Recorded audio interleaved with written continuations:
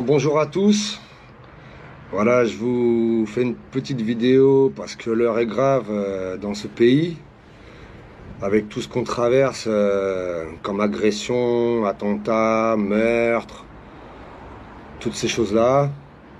Et ça fait un bon bout de temps que les Français en ont marre et qu'ils n'ont plus de pouvoir en fait. Ils n'ont plus le pouvoir de s'exprimer. Ils parlent de liberté d'expression, mais la liberté d'expression c'est réservé pour Assa Traoré, c'est réservé pour ces genres de personnes quoi. Donc là, je parle à titre personnel, mais j'espère qu'il y aura plein de gens qui me rejoigneront sur mes opinions ou sur le contenu de cette vidéo. Et je suis pas arrivé dans ce délire de manière gratuite. Voilà, je suis pas arrivé là-dedans de manière gratuite, c'est que j'ai beaucoup pris sur moi, j'ai beaucoup souffert. Je suis issu d'un peuple qui a beaucoup souffert. Il y en a plein le cul de cette république, il y en a plein le cul de cette politique. Et là, cette semaine, donc, je fais la petite vidéo pour Philippe et sa famille, et tous ceux pour qui il comptait. Comment s'appelle la fille, la gendarme là, qui s'est fait tuer, là aussi, Madame Mélanie Lémé, je crois. Je crois que c'est Mélanie Lémé là, qui s'est fait renverser. Donc moi j'étais à la marche blanche, pour Philippe qui a été agressé gratuitement et sauvagement à Bayonne. Donc j'étais au départ sur l'arrêt de bus Balichon et je suis arrivé à l'hôpital de Bayonne, pour accompagner sa famille dans leur douleur. Et j'ai constaté en fait qu'il y avait beaucoup de gens, ils étaient là-bas pour passer le temps, faire les beaux, rigoler. Il y a des gens qui n'étaient pas dans le délire, la peine, quoi. Ils étaient là comme des gugus, quoi, comme des zouaves. Ils étaient là. J'en voyais des gens sourire, je voyais des gens rigoler, parler de tout et de rien, pendant que moi je faisais le deuil de Philippe, même si je le connaissais pas en fait. Et donc quand je suis arrivé à l'hôpital de Bayonne, la veuve qui est montée sur des marches, quoi, comment te dire, ils sont montés sur un truc, quoi, une espèce de quai, quoi. Ils sont montés sur un quai, mais avec toute la foule qui y avait là-bas, et vous doutez bien, les médias ils ont dit qu'il y avait 6000 personnes, il y en a d'autres qui disent qu'il y avait 10 000 personnes. Mais arrivé là-bas, on n'entendait rien de son discours, de ce qu'elle disait, on n'entendait rien, quoi, parce que quand tu as une femme qui parle, qui est triste, qui est émue, qui a la gorge nouée, le cœur cassé, avec ses enfants, et qui a du mal à parler ou à réaliser ce qui vient de se passer. En fait, on n'entend rien à ce qu'elle dit, on n'entendait rien à ce qu'elle disait.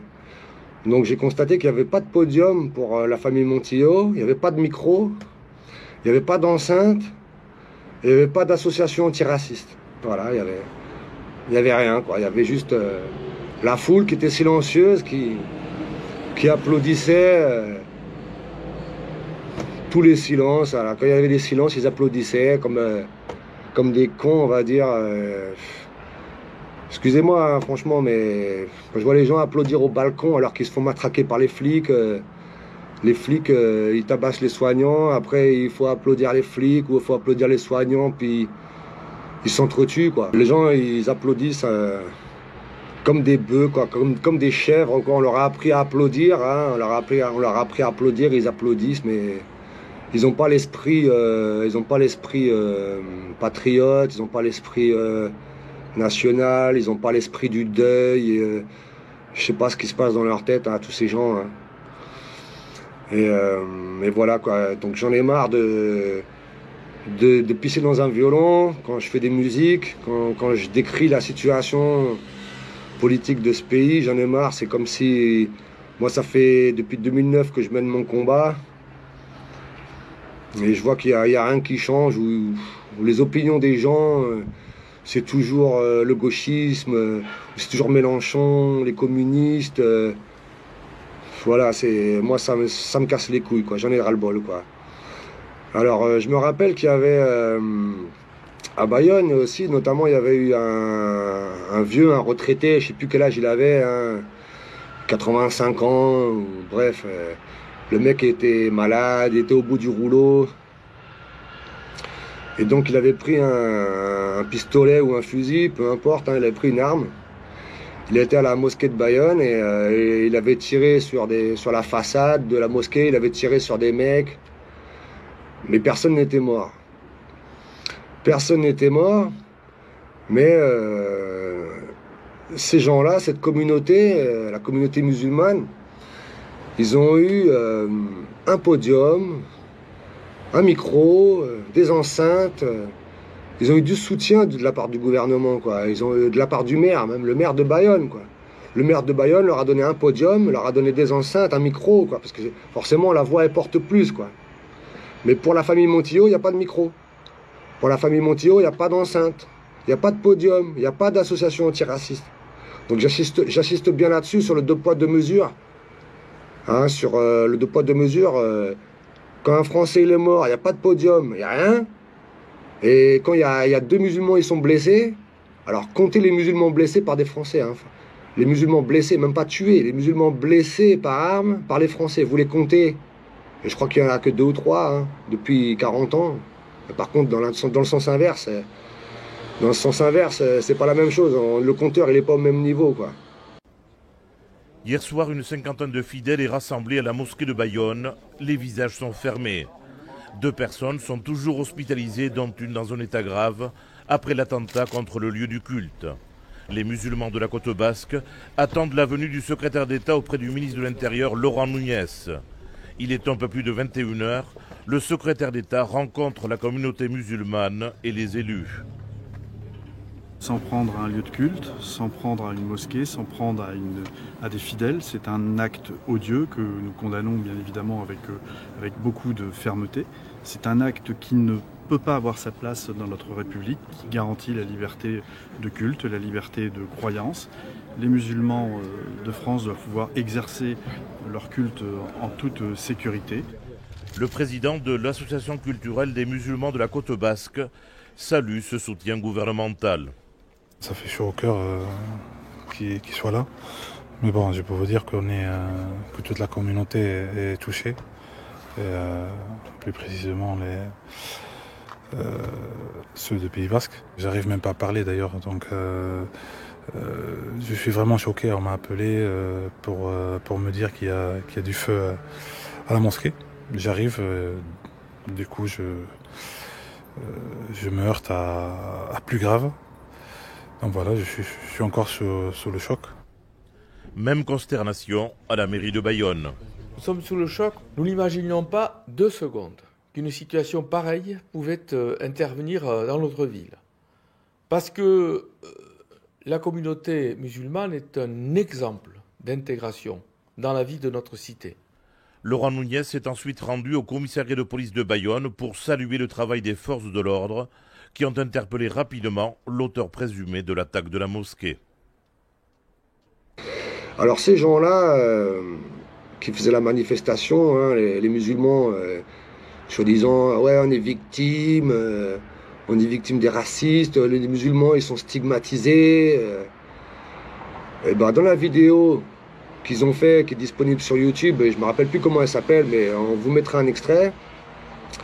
Ces gens-là, les musulmans, ils considèrent qu'ils ont la religion des chefs. Voilà, ces gens-là, ils considèrent qu'ils sont au-dessus de tout, quoi. Ils n'ont pas à payer le ticket de bus, ils peuvent rentrer avec un pitbull s'ils veulent dans un bus.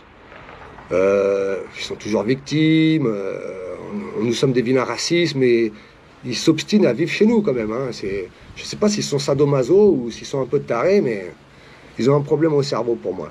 Des cas isolés, il ne faut pas s'apaiser dessus, quoi. Tout simplement. On continuera à vivre parmi les fous et entre les fous, quoi.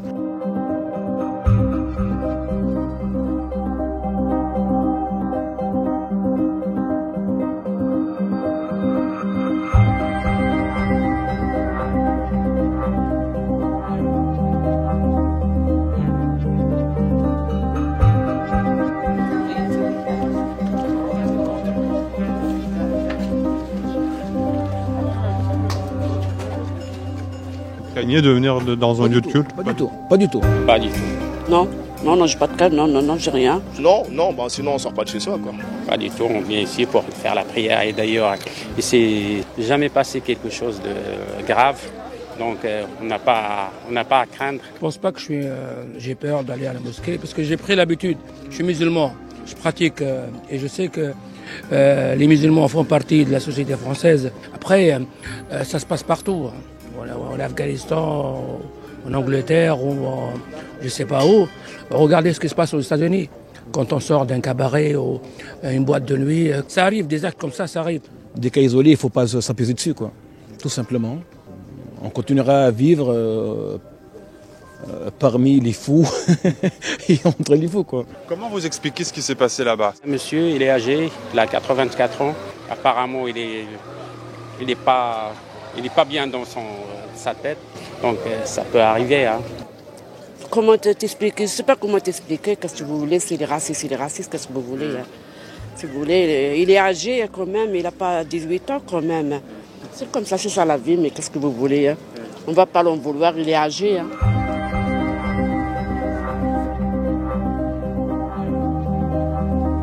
Alors, comment vous dire? Les médias peut-être? Oui, moi je pense que le rabattage médiatique est indéniablement la cause de tout ça, parce que vous voyez que ça se passe très très bien, que ça soit, là on est à Saint-Ouen, mais à Paris 17e, tout le monde vit très bien, en paix, et que c'est vrai que quand on voit les médias, d'ailleurs moi j'ai arrêté de regarder parce que ça nous pollue. Ça nous pollue et ça nous rend amers. C'est dommage qu'on ne donne pas la parole aux musulmans pour qu'ils expliquent eux-mêmes ce qu'ils ressentent et qu'ils donnent leur vision sur tous les sujets qui font l'actu, malheureusement, sujet du voile par exemple. Donc on invite à la télé des gens qui savent à peine parler de l'islam et c'est dommage, voilà. Ça se passe dans les esprits, ça se passe dans... Et moi j'ai confiance dans les jeunes musulmans, les jeunes français en général, qui sont bien au courant de tout ce qui se passe. Vous dites j'ai confiance en les Français? Parce qu'en fait, ils ont un niveau de culture et un niveau de suivi des événements qui est... En fait, la plupart des Français qui ne sont pas influencés par les médias en général.